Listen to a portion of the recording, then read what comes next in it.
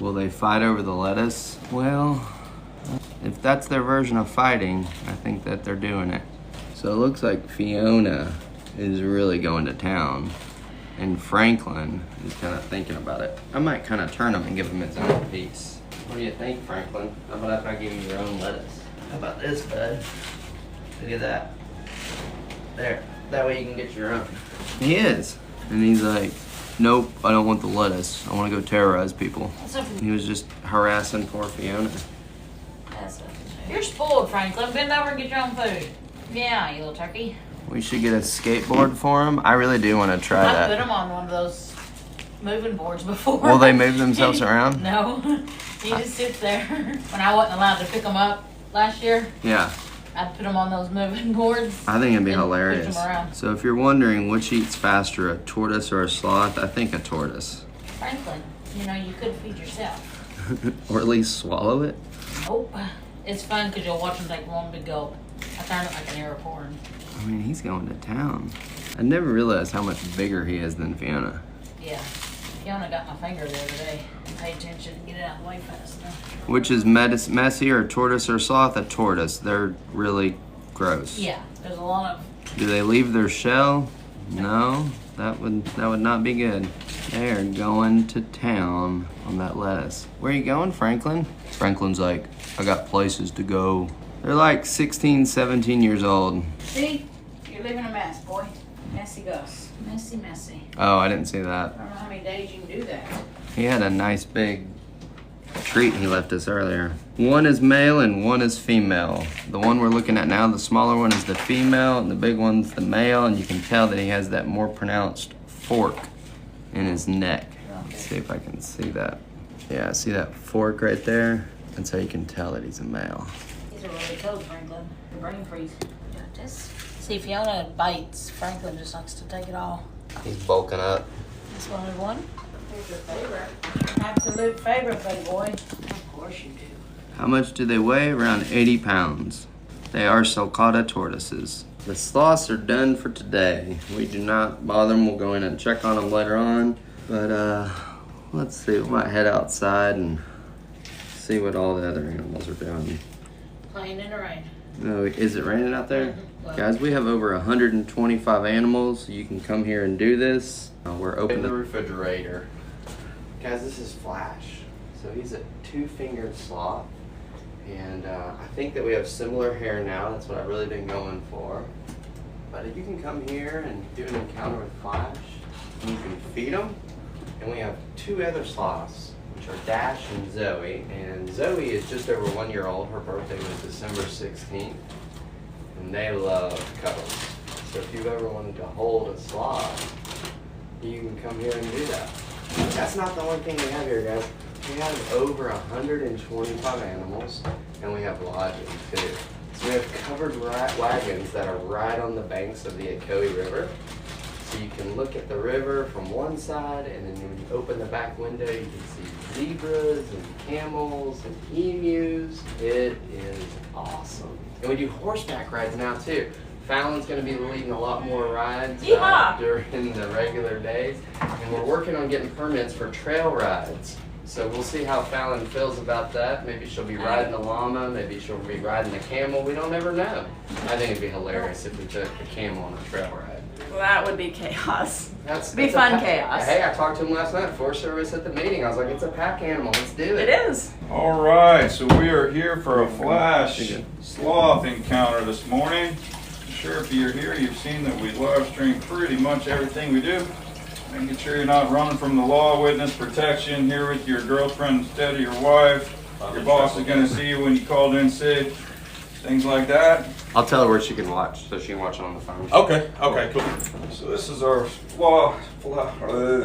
This early in the morning, I haven't finished my coffee. This is our sloth Flash. He's one of three sloths that are sloth Flash. He's one of three sloths that are here on farm. And you are going to give him his breakfast. So I'm going to tell you about sloths. Sweet. So where are you from today? Is that Georgia? No, Tennessee. Where's that? About 30 minutes west of Ocoee. Okay. I've only lived in Tennessee for 5 years and I never leave the farm, so I don't know where anything is. Yeah. All right, so basic rules of the game. The sloth has horrible, horrible vision, which we'll talk about later. He literally cannot see the difference between this and this. So this is food and you put it in his mouth, and this is not. And you don't put it in his mouth. And you don't put it in my mouth either, because either one of us are likely to bite you if you stick something in our mouth. And I'm gonna talk about this later, but I'm gonna show you what he eats his first bite of food here. That this sloth is capable of twisting around till his hips are basically more than 180 out from his shoulder. Turn around, buddy. He can get to where his shoulders and hips are 180 apart. That he can turn all the way like that and all the way like that. So you are going to give Flash his breakfast, and I'm going to tell you some things about sloths that you likely don't know. Could be that you do. I don't know. You might be a sloth expert, but most people don't. So Flash is a sloth, obviously, alive in the world today. There are two-toed sloths and three-toed sloths.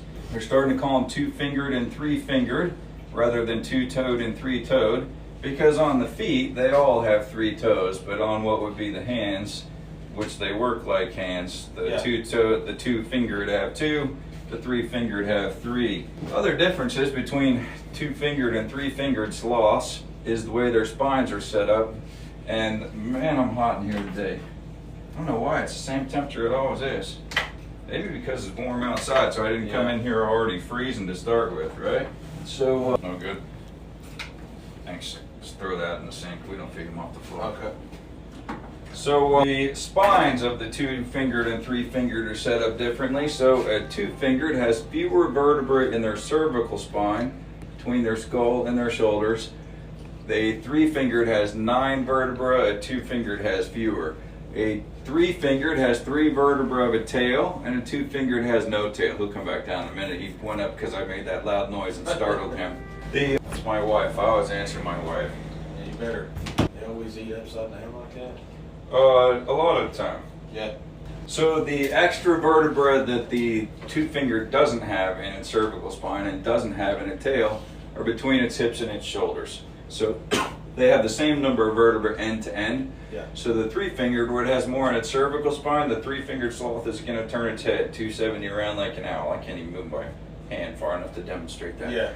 And the two-fingered is going to move his whole body like a slinky, so his hips and shoulders can get basically 180 apart. The three-fingered is going to be stiffer in the middle, more free in the neck. So the two-fingered sloth is marginally bigger and marginally quicker than a three-toed sloth is. But, you know, to describe a two-fingered sloth as quicker than any mammal, you could only be talking about a three-fingered sloth. Yeah. Because collectively they are the world's slowest mammals. If you read on the internet, you can get some wildly differing information if you're trying to figure out a particular fact about a sloth. Because on the internet they very often use the word sloth for just whatever sloth they're talking about. They don't so much differentiate between two-fingered, three-fingered, Linnaeus, Hoffman's, whatever the case. So we are today talking about two-fingered Linnaeus sloths. And so one of the things you'll read online is that a sloth can only move about 12 to 15 feet per minute, even in the trees. We see this guy move quite a bit quicker than that on an everyday basis. When we open up his door in the morning, if he's not already down here pounding the heck out of the door like this, that's a sloth pounding the heck out of the door. Yeah. So if he's not already down here, we open the door and say, "Hey, Flash," and he's like, "Oh heck, I'm behind schedule," and he comes scurrying down the tree. And his environment in here, which he does not live in this kitchen, he lives in this great big room right here. Yeah. That goes up 20-some feet, and he can make it from the top to the bottom and out through the door into the kitchen in probably 30 seconds. So that would have to be at least 40 feet per minute. So we do see him move more quickly than that every day, but you know, this guy doesn't travel any great distances, so over a distance I really couldn't tell you.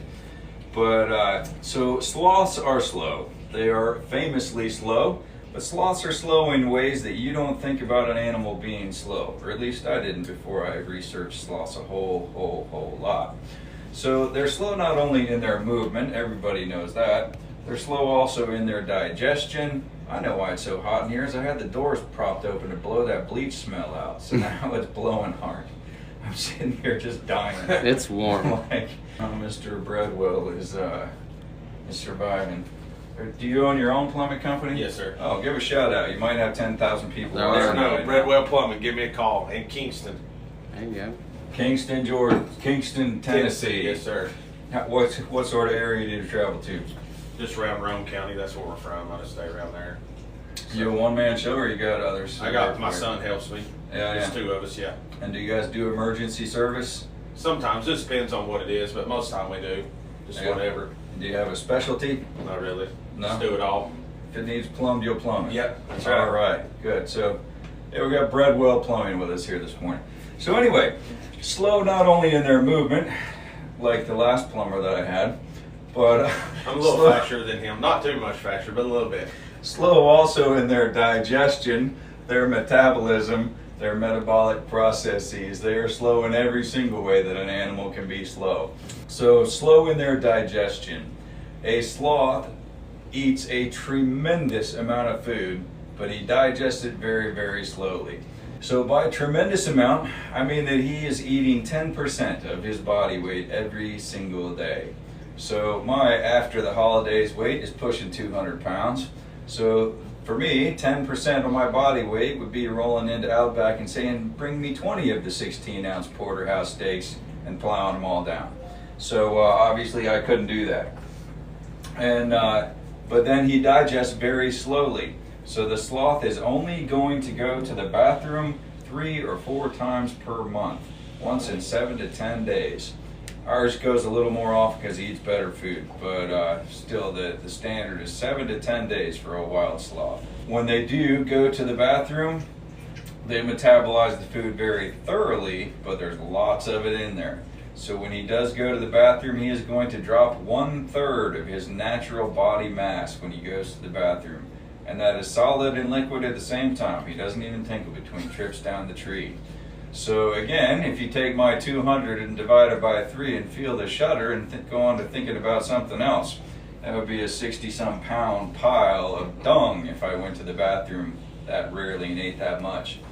So if he loses 1/3 of his body weight, that means he did metabolize, as in convert to energy, 2/3 of what he ate. So that's a pretty good ratio on converting food to energy, but he is eating really poor quality food. The primary part of his diet is leaves.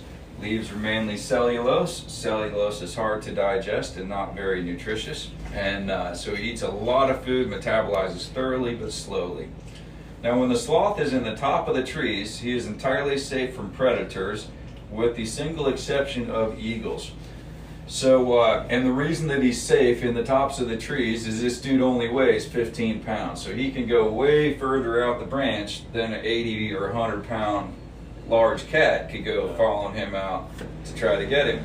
If the cat pressed the issue to where the branch broke and they both whoop-ah, 100 feet all the way to the floor of the rainforest, this slinky-like sloth is likely to be fine and the cat is likely to be dead. Yeah. And the sloth is going to look over the cat and say, ha, ha, and back up the tree he will go and be fine. So part of it is his slinky-like nature. Another part of it is the fact that for us, our guts sit in our pelvis like this and are upper bonded by our diaphragm like that. And you being a plumber, you probably are more upside down than most of us throughout the day as you're reaching down after whatever in the ground. And you'll feel the pressure when you're upside down for 15 minutes at a time. Yeah. Eventually you can't breathe anymore, right? Because About you're 2 minutes. 2 minutes, yeah, maybe. Because all your stuff is pressing up against your diaphragm and then you can't breathe, right? Yeah. Well, this guy has connective tissue that goes all through him. So he's got 46 ribs, 23 sets of ribs, so way more ribs than we have. And then he's got connective tissue that's moving all in between him so that his guts stay exactly where his guts are supposed to be. They're not just sitting loose in a pan the way ours are and slosh upwards when we're upside down. Now, people often ask about swallowing upside down. We can swallow upside down too, not a problem for us. If you stood on your head and drank with a straw, you could drink it just fine. Or if you see your kid laying on the couch eating popcorn upside down, they don't have any issue with swallowing it. But his is a little more complex because his esophagus goes down all the way around his stomach and then in, and that's part of the check valve system that keeps his food from coming back up. Yeah. If you stood on your head for a long, long time, you know, he might have stuff come back up, I'm not sure. But he does have that to combat that situation with his swallowing. But peristalsis, you know, that's what moves our food down, not gravity. It's the muscle spasm that goes, you know, your uvula triggers it and sends a spasm down that brings our food down to our stomach. He's got a similar system. About the only thing that doesn't do that are some birds, like, you know, geese and swans and stuff. If you see those guys out here on the pond, they'll be like, and because they're, you know, using gravity and water to move their food down.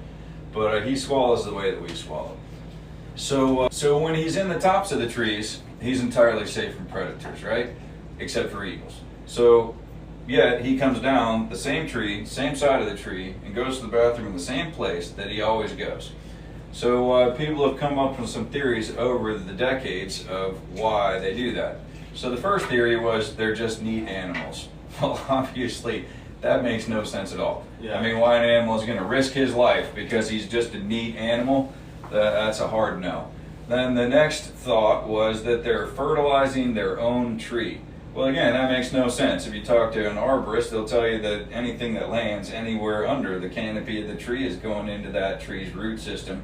So it doesn't really matter if he comes down and deposits it in one place or it just falls out anywhere under the tree, right? What's the difference? Right. So the actual reason why the sloth comes down, same tree, same side of the tree, every single time and goes to the bathroom on the same pile is the sloth-moth symbiotic relationship.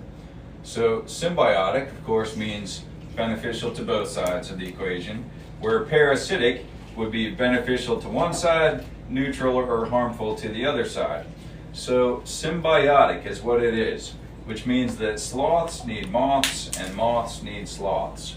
There is a type of moth in the world that is called a sloth moth that lives nowhere on earth except in the fur and in the waste pile of a sloth. And when the sloth comes down the tree to go to the bathroom, he, over the course of his life, naturally every day in the rainforest, not here, praise the Lord, but in the rainforest, he's got 125, 150 moths and beetles living in his fur all of the time. When he comes down the tree and he gets all the way to the ground and he hangs onto the tree and he gets his hiney down and just poops straight on the ground. And if it's a three-toed, he takes his tail and he digs a little hole in the middle of his poop pile with his tail. Yeah. And the reason, am I freaking you out, Flash? The reason why he does that is that when he comes down the tree, the oldest moths hop off of the sloth and lay their eggs in the waste pile. And then from there, it's row, row, row your boat. Every time that he comes down the tree, there's something going on with the moths. So, hey buddy. So this week's eggs are next week's larvae, and next week's larvae are the following week's moths. So since he comes down every week or 10 days, there are always new moths every time that he comes down the tree. And every time that he comes down, the newest moths in the pile fly up onto him, and they will live their entire life on the sloth. The sloth is the food source and the living environment of the moths. So I was distracted. That's a beetle or a spider? Oh, that's a stink bug, isn't it? On the door frame? Yeah. Yeah. So the sloth, when he comes down the tree, the moths fly up onto the sloth. They live their whole life on the sloth.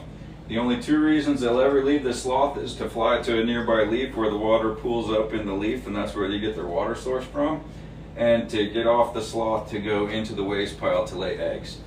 The food source for the moths is the moss and algae that are growing all through the sloth's fur. And you're welcome to pet this guy. You can pet him like this. He's quite a bit softer than he looks like. Yeah. He doesn't like you to scratch him like this, and he doesn't like to be touched on the belly side, but you're welcome to pet him. And softer than he looks like he would be, right? Yeah. He looks like he would be like a Brillo sponge or something, doesn't he? Yeah. Steel wool, I don't know. You want some more of this? He loves that. So the sloth also benefits, symbiotic, right?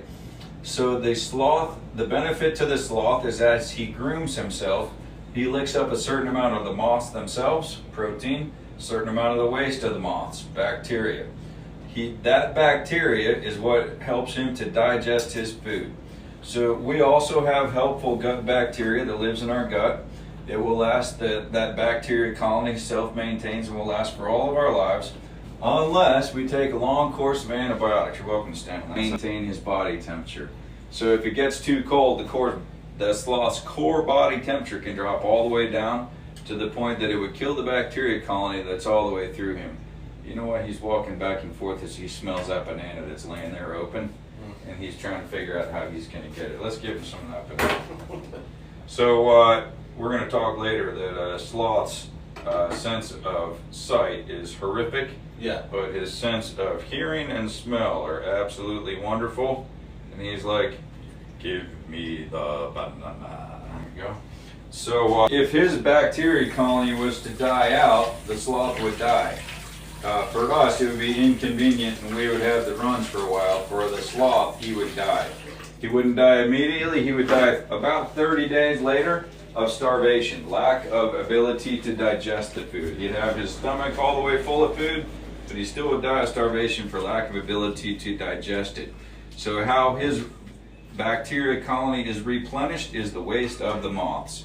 And it is a proven fact that if a sloth in the wild has no moths after being cold, he will die of starvation.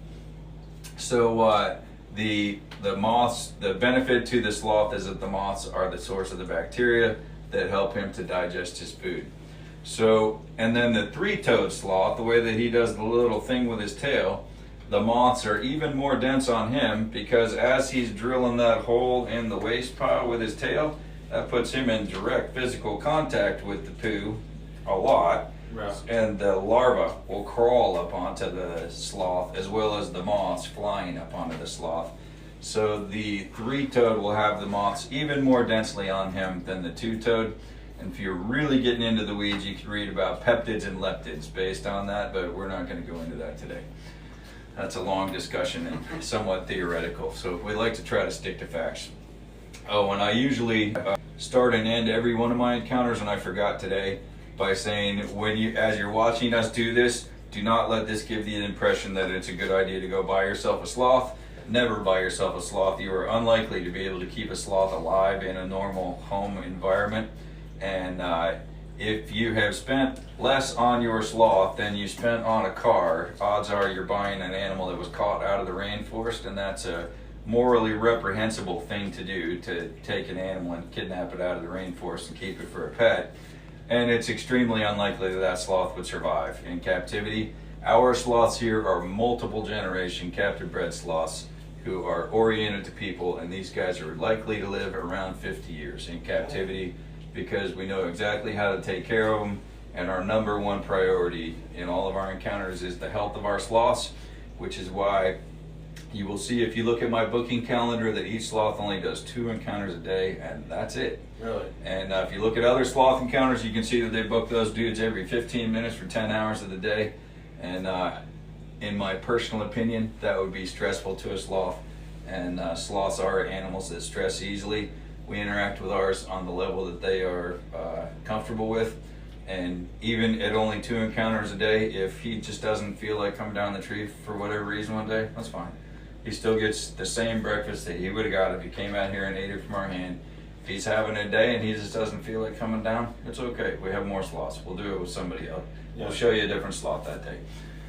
So anyhow, if you're watching online and getting the idea that it's a good idea to get yourself a pet sloth, please don't. It's a very poor idea. So anyhow, slowing their movement, slowing their digestion, slowing their metabolism. So we talked about the fact that they metabolize the food very thoroughly. You know, they're converting to energy about 2/3 of what they eat, eliminating about 1/3 of what they eat, but very slowly. It's the first studies on how slowly a sloth digests its food. They put some 3mm glass beads into some sloth food and just waited to see how long it took them to come out the other end. That was 61 to 64 days. So that was the starting out theory on how slowly a sloth digests. No one seriously believes that anymore. They just figure that glass doesn't move through a sloth the way the food does, right? Amen. So the next study that they undertook, they put some durable dyes onto some various food types and waited to see how long it took the colors to come out the other end. That was more in the 18 to 30 day range. And based primarily on what type of food it was on. So fruits and veggies like what he's eating this morning would move through more quickly. Leaves like what he eats free choice for the whole rest of the day, those would move through more slowly. So the leaves would be more towards the 30 days into that scale, and the fruits and veggies would be more towards the 18 days into that scale. But slow in any case. So because he metabolizes the food so slowly and he eats such poor quality food, that means that his energy budget, his metabolism, his budget to produce and use energy is very, very low. That's a big part of why sloths are so slow. Also, they cannot maintain their body temperature. In the rainforest, that's not a problem for them. In the rainforest, daytime highs in the mid 80s, nighttime lows in the upper 60s, and their body temperature will kind of track along with the outside air temperature. But if you take them out of the rainforest and have them live in a different environment, if you let that sloth get down to about 55 degrees, it's going to kill it. But it won't unless it gets really cold. I mean, I don't know what number, maybe down into the 30s even. But unless it gets really cold, it's not going to die directly of the cold. It's going to die later of starvation, like we already talked about. Yeah.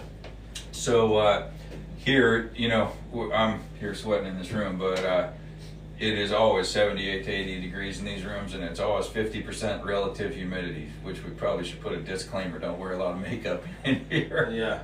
Gonna look like the Joker at the end, right?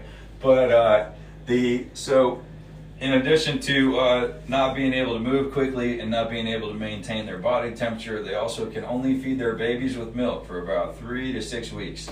They just don't have the energy budget to feed them for any longer than that.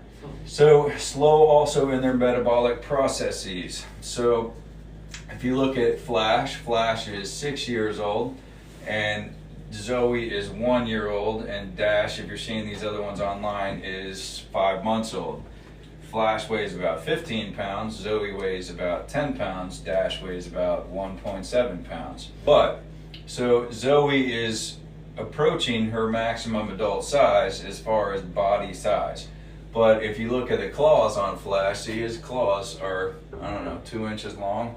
Zoe's are maybe 3/4 of an inch. Yeah. She's a year old, and Dash's are little small nubs. And if you look at you've seen the teeth on this dude as he was eating his food. He's got some fangs going on there, right? Zoe's teeth are smaller, and Dash's teeth are little tiny nubs. So they reached in my personal experience, she's reached her full body mass pretty quickly, but her full body development is still going to be a good while yet. There's how a tortoise drops a deuce. Good to know. There goes the education video. You're out on that one. Somebody on this cast has no filter. Just says what's on their mind. But fortunately, Kevin is a skilled editor. That probably won't make edit that one out. Well, he can put that. Well, we're gonna have to have a blooper reel or something, right? Yeah. But other things about a sloth. I just mentioned his teeth. He's got huge, sharp teeth, right? Sloth's teeth will grow throughout their life. So the sloth in the rainforest is going to live 20 years. He doesn't have a toothbrush, so he needs a system to have teeth remaining, right? He has no enamel on his teeth, so his teeth wear down throughout his life. As he opens and closes his mouth, he doesn't technically have canines, but what looks like they would be canine teeth are sharpening against each other like this every time he opens and closes his mouth. So if you're holding one of the babies, you'll hear a little in your ear. That's them sharpening their teeth. And his teeth will grow throughout his life. He does not get replacement teeth, but his teeth grow throughout his life. And that's another difference you'll see between this sloth encounter and maybe some other sloth encounters, is other places pull their sloth's teeth so that it is not possible for the sloth to bite you. Our sloths, they just like what they do, so they're not going to bite you because we don't stress our sloths. And that's another one that I think is just a horrific thing to do, to pull an animal's teeth so it can't bite. Maybe just be nicer to the animal so it won't bite, right? Yeah.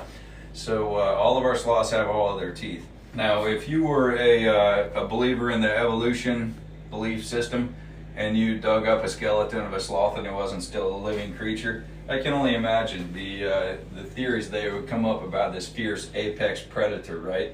With the huge sharp teeth and the giant long limbs and the great big claws. I mean, there ain't a whole lot of animals that got claws like that. No. And they would probably come up with some sort of an apex predator theory of what this animal's life was like. I really don't think that they would get slow, peaceful creature that hides out from predators for all his life in the trees. But you know, it's good to directly observe and have an open mind to what it is that you're observing. Other things about a sloth, we mentioned at the start of this that his vision is horrible. If you look at his eyes, you see just pinpricks there where his pupils are. Even in this level of light, he's seeing basically shapes and shadows. So if he was looking at you, he'd be looking at you, you know, kind of like this, but there's not much light coming in there. His eyes have a structure called rod monochromacy, which means that he has all rod cells, no cone cells. So he sees only in grayscale all of the time. He doesn't ever see in color. Not any sloths ever see in color. It's not this one, it's all of them. And but you can have grayscale vision and have excellent vision. Not this guy. They just see horribly, eat both day and night. So his primary senses that he's experiencing the world with are hearing, smell, and tactile, his touch. They do have excellent spatial awareness, so in their home range they can cruise around with their eyes shut and move just as fast as if they could see perfectly, because they just remember where everything is.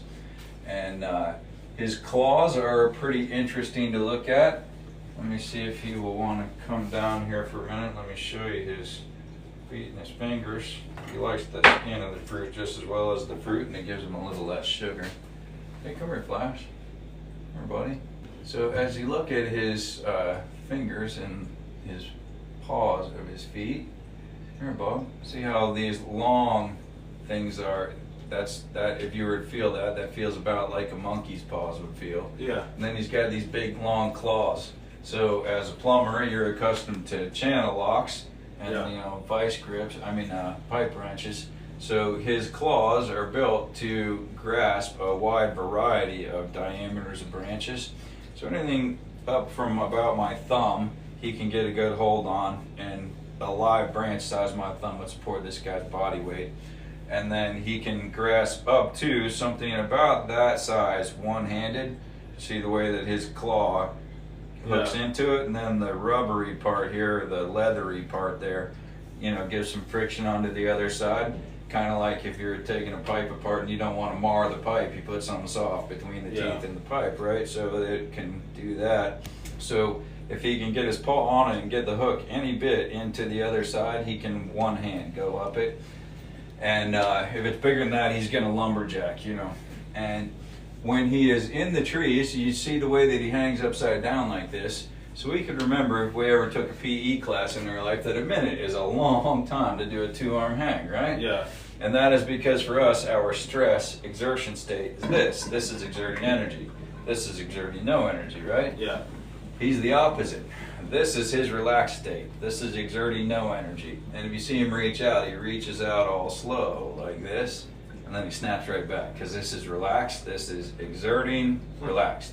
So when he's hanging like this, it is so true that he's exerting no energy at all to hang like that, that he, if he died, he would not necessarily fall out of that tree.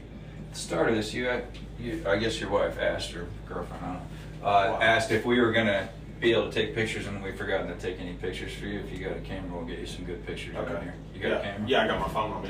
You'll be happy to be your photographer for Okay, you. yeah.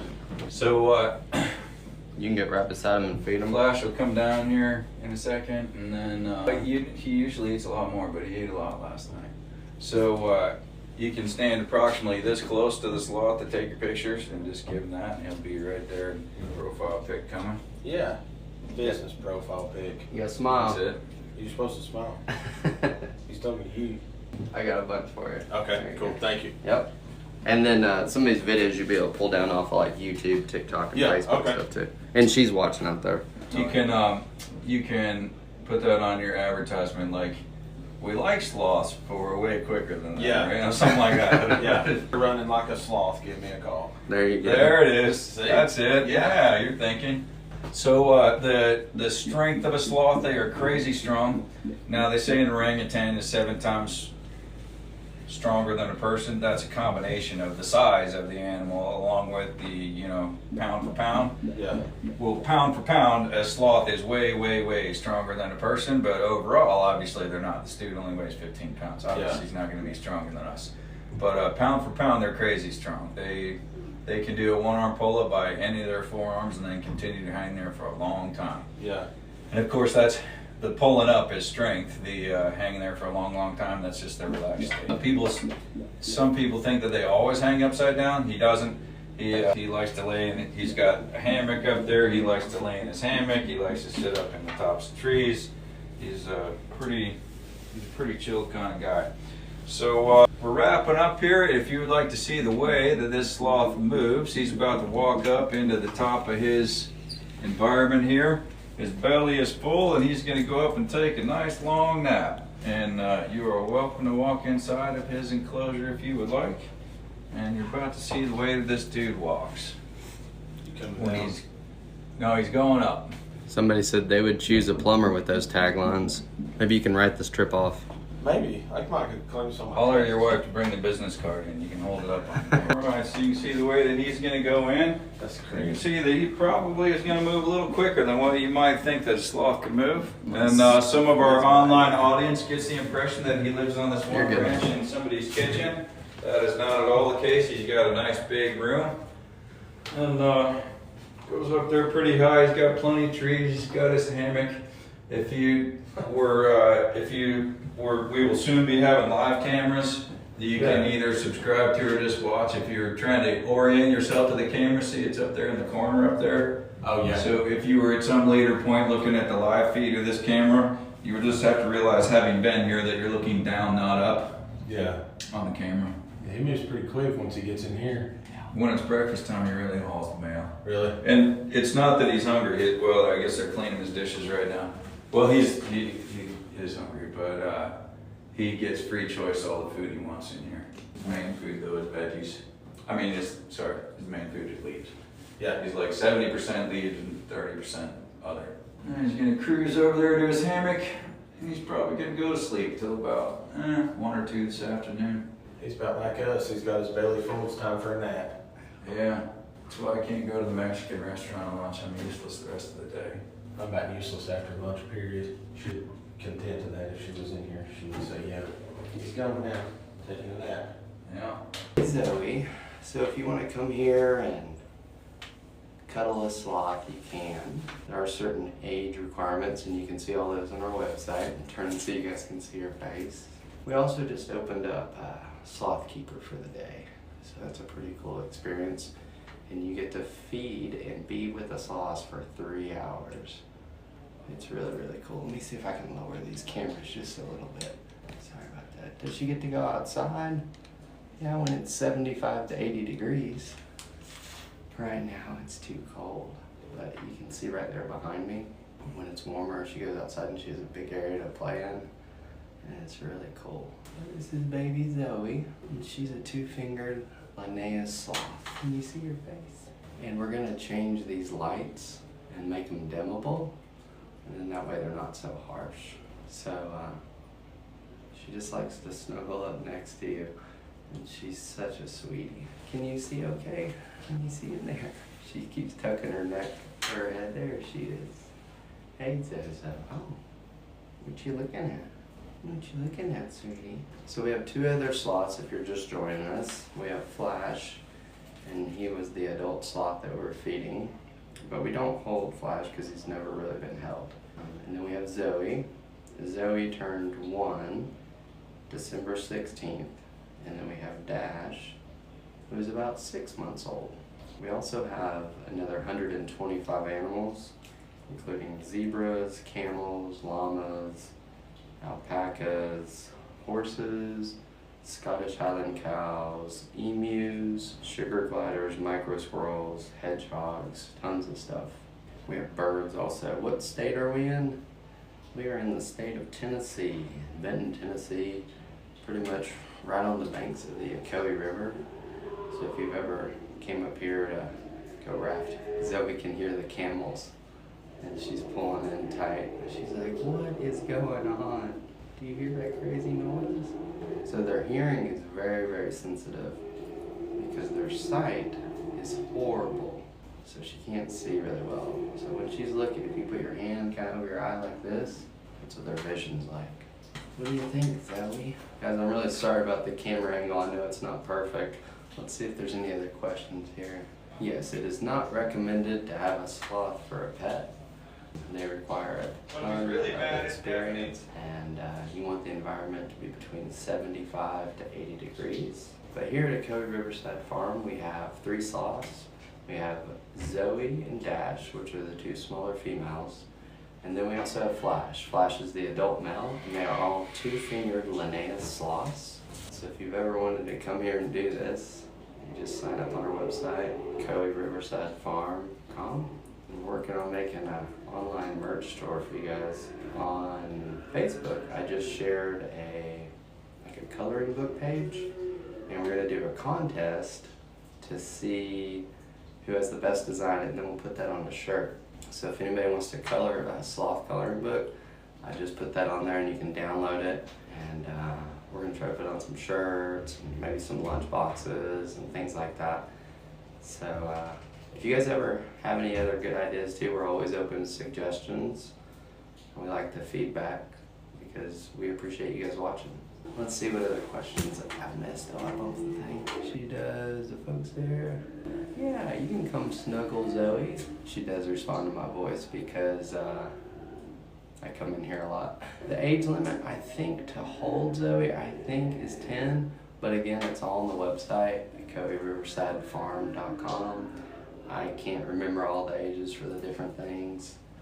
Oh, you'd like a sloth shirt? Cool. I have a couple on the site. There's not many. There's a Valentine's one. It's just OcoeeRiversideFarm.com or .myshopify.com, but we'll work on linking that on the website. She is pretty soft. It's a little bit coarser than our hair. It's kind of like those troll dolls that you would see as a kid or whatever. Or if your kids might have them, it's like those little troll doll hair. Let's see. Yes, animals with teeth do bite. That's how they eat. But just like your favorite dog, Fluffy, if Fluffy likes you, he's not gonna bite you. But if you go up and grab at someone else's dog, they might bite you. What other questions do you guys have? Well, thank you. So yeah, we just put that coloring sheet up on Facebook. So I put some serious stuff on Facebook. I make TikTok and YouTube really fun. I'll try to share it also as a TikTok post so you guys can download it. Alright guys, I'm probably gonna let Zoe go back to bed because I have a bunch more stuff to do. But thank you so much for watching. Does she smell? No, she doesn't smell. She's 1 year old and her birthday was December 16th. Let's see. Do we ever have people in wheelchairs come visit? Yes, we do. And you could, the barn is all concrete and you could get your vehicle right close to the door. So yeah, I think that would be possible. Let's see if there's any other questions. Alright guys, I'm getting ready to wrap up. You didn't reset the cozy, did you? What's the cozy? The thing hanging on the wall? No, I didn't reset it. Okay, but everything's on it now. I don't know why. No. So there was a bunch of texts. Donna had a good idea. She's like, is it connected to the internet? And so that's the reason I walked out, is I connected it. And You did connect it? I did. Okay, alright. I was trying to figure out if she fixed it or if you fixed it. I did. Okay, wonderful. Sorry guys, we get to hang out with animals a lot, but we still have to make the business side and all the technology to work, so that way you can provide you guys with all of this. Let's see, any other questions before I put baby Zoe up? Let's see, anything on YouTube? I look like I haven't slept in weeks. I do get up kind of early, but I got enough sleep, thank you. We do have some live webcams and we're working on getting more up, but a lot of times we'll take other lives that we've had and re-air them. Let's see, I look like the 5th horseman? Oh man, that's sad. Well, me and the sloth are pretty nice. Maybe it's the angle that I have of the camera. Let's see if I can straighten up. She only weighs about 12 pounds. Let's see if we can stand up. Oh, there we go. Doing that like so weird now? Oh, there you go, Zozo. Let's see if I can straighten this up. Yeah, the sloth's name is Zoe. I'm trying to turn without hitting that chair because she hates that sound. What do you see? You want to try to climb? So I'm trying to encourage her to really climb on some of the bigger branches. No, you don't want to try it? Zoe. So I'm trying to see if she wants to start reaching towards some of these bigger branches. But while she's thinking about it, I'll turn so you guys can see her face. I usually have a chair in here with softer feet so it doesn't make the noise. So sloths have very, very sensitive hearing.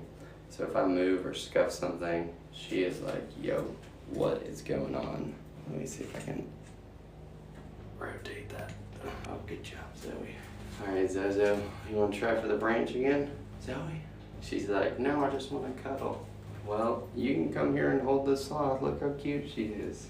So Zoe is 1 year old. Her birthday was December 16th. And she is a two-toed Linnaeus sloth. Zoe. So Zoe at the Ocoee. And that's what's on the coloring sheet. You gonna go for it? Oh, big thoughts. All right, guys, I'm gonna get closer to her bed because she's really used to her hammock, and let her kind of make the decision. I'm going over there, right, Zozo? Oh, there you go. Oh yeah, Zoe. Go, Zoe, go. Go, Zoe, go. Good job, sweetie. Look how strong she is, guys. She's living the good life. Let's see if we can spin this around for you.